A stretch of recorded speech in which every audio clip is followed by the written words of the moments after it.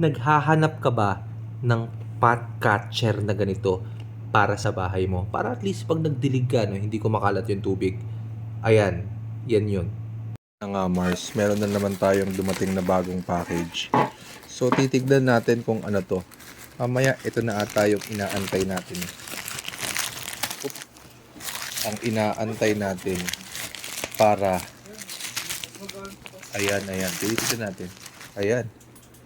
So, ayan, nag-explain pa yung kapatid ko dun. Kakabili niya lang daw ng raketa. So, mga ka-badminton players, let's go. Teka lang, kailangan natin dito ng cutter. Teka lang ah.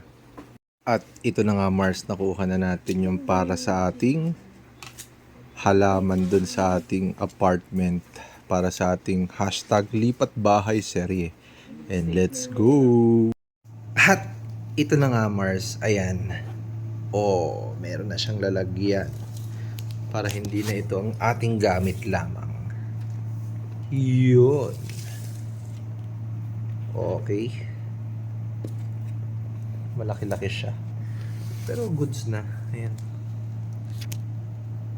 So, alam niyo na guys, kung nais nyo ng pot catcher na ito, click mo lang yung link. Let's go!